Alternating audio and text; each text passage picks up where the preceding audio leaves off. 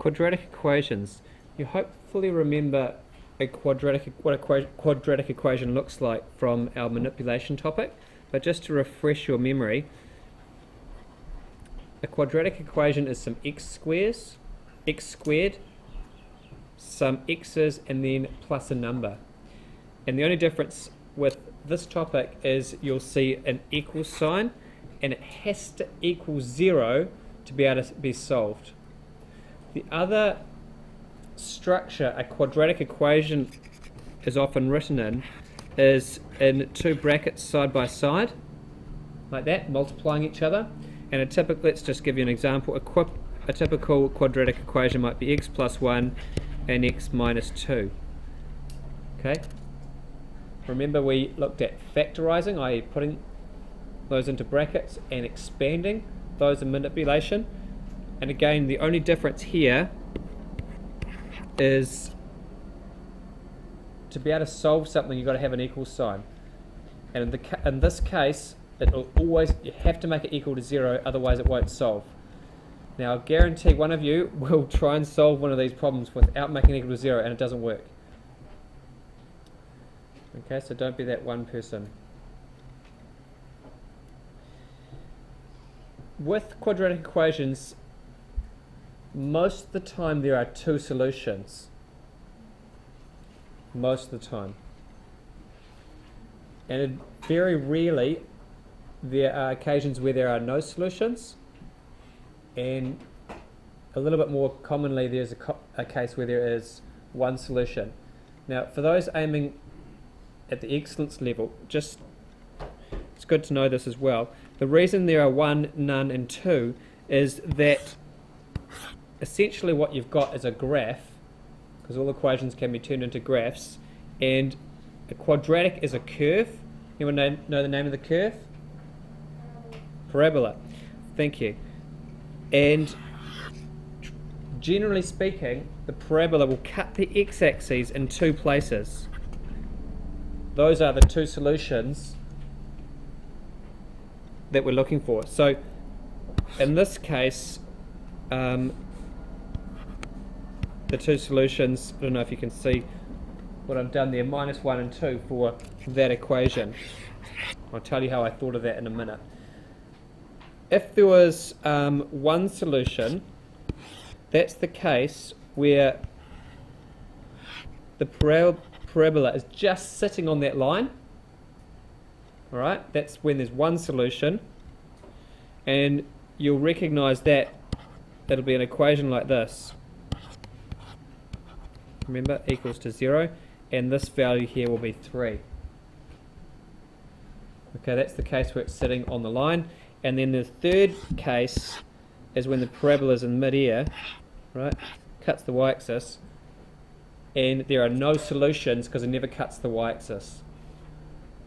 Okay, now that understanding is for excellence. You don't need to know that to get achieved in merit. Good to know about it, where it comes from, and we will cover it in more detail when I talk about equations and graphs next term. Okay, looking at page 65, I'm just going to write down one of those equations and show you how I'm thinking of it and how I solve it. So if I take the very first equation on page 65, x minus 8 and x plus 9 equal to 0. This one's classic two answers. And what I have to do is make each bracket equal 0. So for example, think about this bracket, and x minus 8 has to equal 0. If I can solve that equation, the whole thing will equal 0. So what would the answer be here for x? Plus 8, you're right. So one solution for this problem is x equals to plus 8. Because when I put plus 8 in there, 8 minus 8 equals 0. And 0 times whatever goes on in there because there's a times in between these two brackets, right? 0 times that, the answer is 0. So that's one solution. The other solution comes from making that bracket 0. What would the answer be here? -9. Right? So -9. So the two answers are 8 and -9. Question number 5 reads this. X plus 7 and x plus 13 equals 0. One of the solutions will be, Ewan? Yes. Now, the reason Ewan said that is because if you put -7 into there, -7 plus 7, 0, 0 times whatever's in here, 0. Jonathan, what's the other answer that I could write here?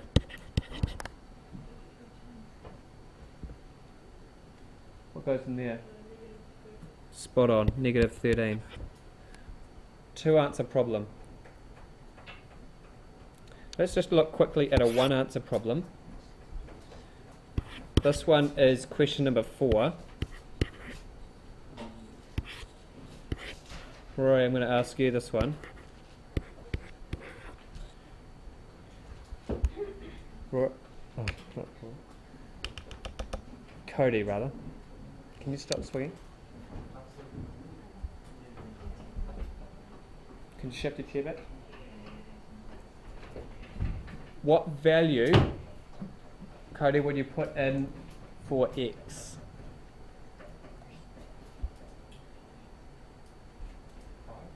Got it.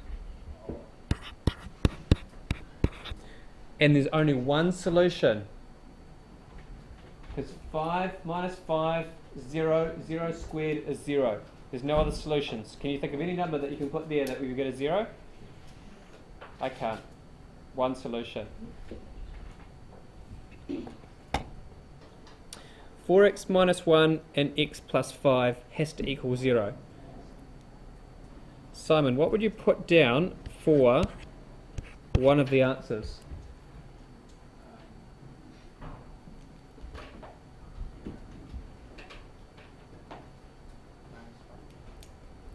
Brilliant. Minus 5.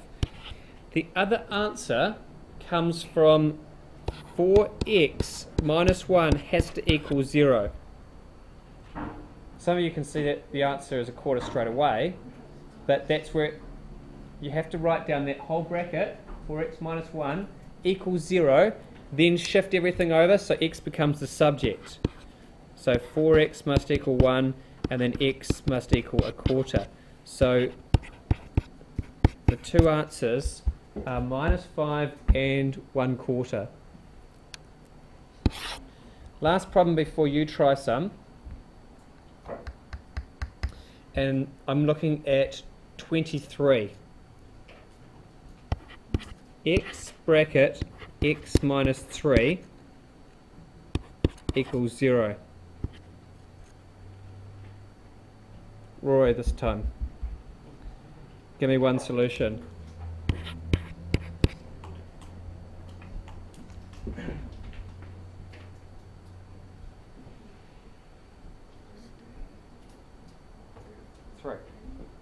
Because 3 minus 3 is 0.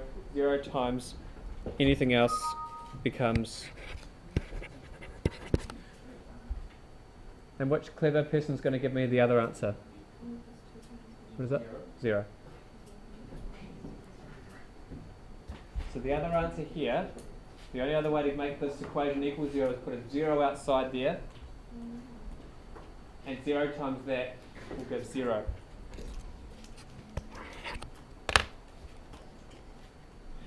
Still a quadratic equation, different way of writing it. We have to recall from manipulation how to factorize a quadratic equation. Factorizing means what? Brilliant. Put into brackets. Okay, so we're recalling an old skill. and applying this new skill we've just learnt. So the old skill, remember, x's go in the front, and then what?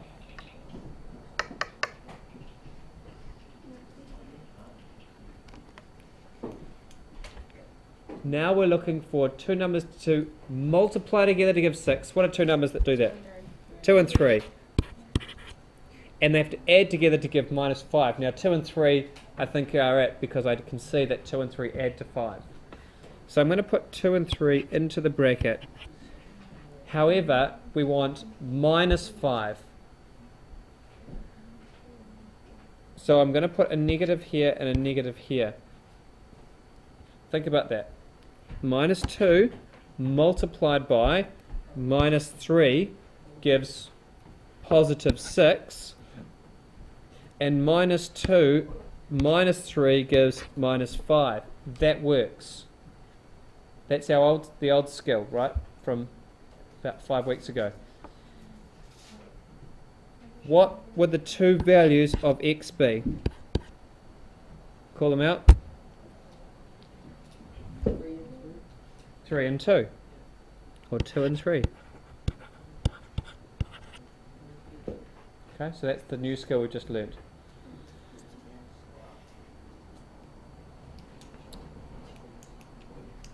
I'll do another one. Look at question 5. X squared minus 10x plus 16 has to equal 0. That's number 5. Factorise means put into brackets. Still equal to 0. X's go in the front. Multiplicators, two numbers that multiply together give 16. Well, we've got 4 and 4,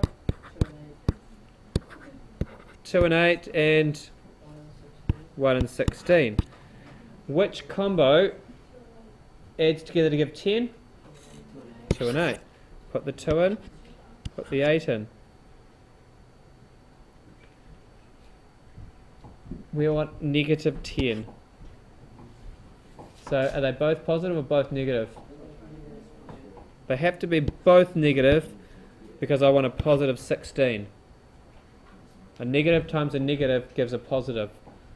And then a -2 minus 8 gives a -10. Solutions, Matthew, are 2 and 8. Well done.